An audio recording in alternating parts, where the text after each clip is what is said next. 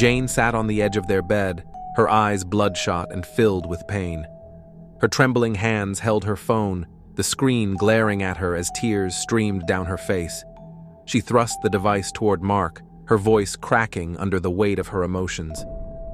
"So, you're still in contact with Clara after everything we've been through?" Jane's tone was a blend of anger and heartbreak. She glared at him, her expression unreadable, a mix of betrayal and the overwhelming sadness that consumed her. Mark stood frozen, the accusation hitting him like a blow to the chest. His usually composed demeanor faltered, and he sighed heavily, running a hand through his hair. "Jane, listen. It's not what you think. Don't you dare say it's not what I think," Jane snapped, her voice rising. "I lost my child, Mark, our child. And now, instead of being here for me, you're still entertaining your ex?" Mark's face fell further, guilt lacing his every feature. He took a hesitant step toward her, trying to reach out, but Jane recoiled, standing abruptly. "You think moving to another city will fix this? You think we can just leave all this pain behind?" She continued, her voice shaking with rage. "I can't believe you, Mark. I can't believe I ever trusted you." Mark's shoulders slumped as he struggled to respond. "Jane, I thought moving would give us a fresh start. I was just trying to cheer you up after everything. Jane cut him off, her voice breaking into a sob. "Cheer me up? How do you cheer up someone who just buried their child? How, Mark?" She turned away from him, clutching her phone tightly, her fingers trembling. "The doctor told you to choose between me and our baby, and you chose me. You killed her." Her words sliced through Mark like a blade, leaving him speechless. He stepped closer, his voice low and desperate. "Jane, I chose you because I couldn't lose you. I had to make the hardest decision of my life. I would have given anything to save both of you, but the doctors said I couldn't. Please, Jane, believe me." Jane spun around, her face contorted with anguish. "Don't you dare try to justify this to me, Mark. You think saying you had no choice will make this pain go away?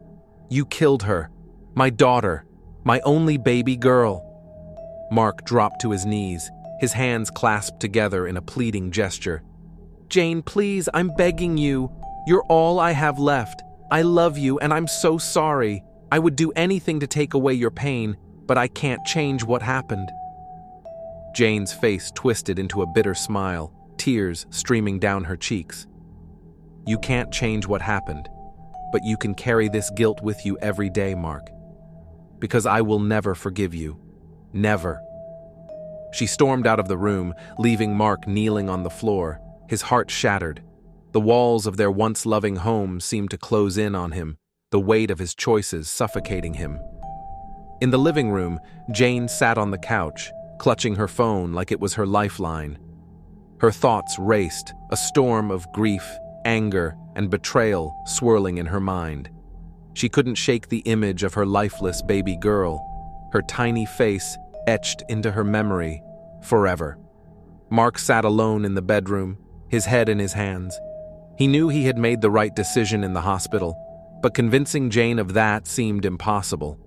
The thought of losing her, of being unable to heal the rift between them, terrified him. Jane's life spiraled into a whirlwind of grief and despair after the loss of their daughter. Every night, she would wake up screaming, calling out for her baby. Sometimes, she'd stare at the crib Mark had refused to remove, swearing she could hear the faint cries of her child. Other times, she'd hold the little blanket they had bought for their daughter, rocking back and forth as she murmured, "Mommy's here, baby. Mommy's here." Mark tried to console her, but her trauma was unrelenting. It was as if her mind had cracked under the weight of their loss. One night she screamed, "You killed her, Mark. She needed you, and you chose me." Her voice echoed through the house, and Mark stood helpless, unable to defend himself against her accusations. The fights grew frequent. Every conversation turned into a quarrel, with Jane throwing things or storming out of the room. Mark began to retreat into himself, overwhelmed by the constant tension in their home. He stayed at work longer, avoiding the suffocating atmosphere of their grief-stricken house. Weeks later, during a routine follow-up with the doctor, they received news that broke Jane completely. The doctor, with a somber expression, explained gently, "Jane, due to the complications during delivery, it's highly unlikely you'll be able to carry another child to term. I'm so sorry." The car ride home was silent. Jane sat in the passenger seat, staring out the window with tears silently streaming down her face. Mark gripped the steering wheel tightly, his knuckles white as he struggled to find the right words.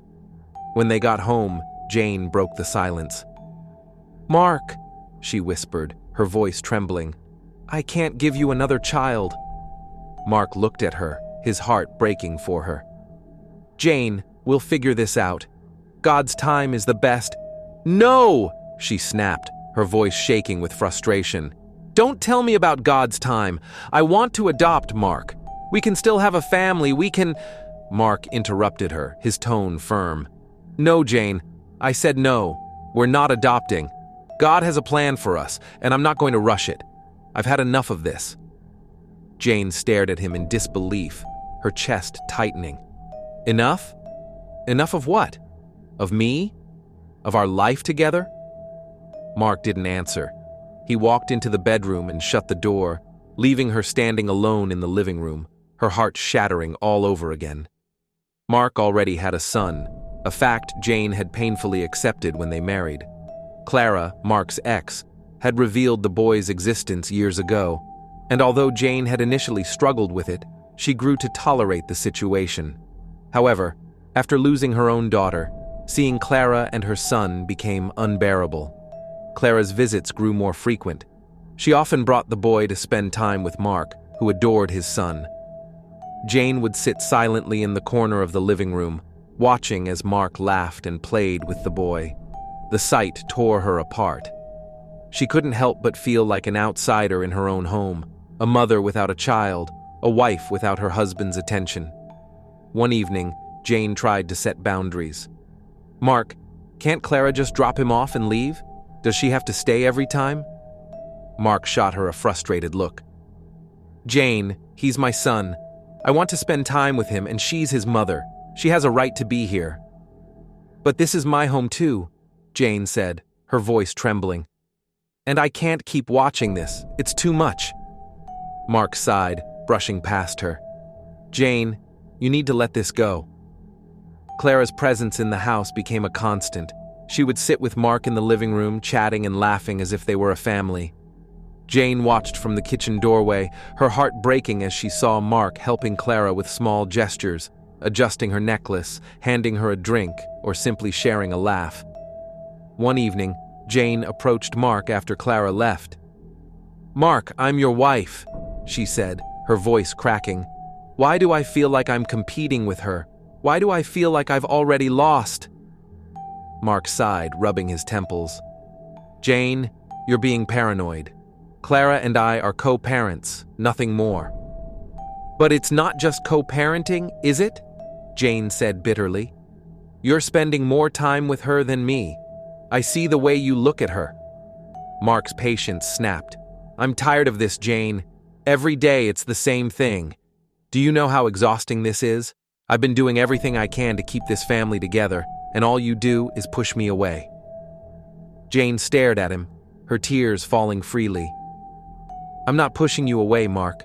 I'm trying to hold on, but I can't do it alone." Mark didn't respond. He turned and walked out of the room, leaving Jane sobbing on the couch. The house was eerily quiet that evening. Mark was in the living room playing a board game with his son, while Jane retreated to the kitchen to prepare tea. She moved robotically, her mind clouded with grief and bitterness. Each laugh that echoed from the living room felt like a knife twisting deeper into her chest. As she reached for the tea leaves, a faint voice stopped her in her tracks. She turned slowly and realized Clara was in the kitchen, her back to Jane, speaking quietly on the phone. Jane froze, her ears straining to catch the conversation. "I'm telling you," Clara said in a hushed but sharp tone, Just poison her and have him all to yourself. As long as she's alive, you can't have him." Jane's heart skipped a beat. She blinked, certain she must have misheard. But Clara continued, her voice growing colder. "Do you know how much longer this will take? She's in the way. He's already halfway mine, but with her gone, it'll be easy." Jane's breath caught in her throat. Her hands trembled as she backed away silently, her thoughts racing. She clutched the edge of the countertop to steady herself, her mind spiraling with questions. Was Clara talking about her? Could Mark be involved? Or was Clara acting on her own? Jane's chest heaved with silent sobs as a terrible realization dawned on her. Clara wasn't just here to spend time with her son. She wanted Mark back, and she was willing to do whatever it took to make that happen, even if it meant getting rid of Jane. When trust is broken in a marriage, can it ever truly be repaired? What would you do if you were in Jane's position? Speak up, stay silent, or fight for your marriage? Let us know in the comments below.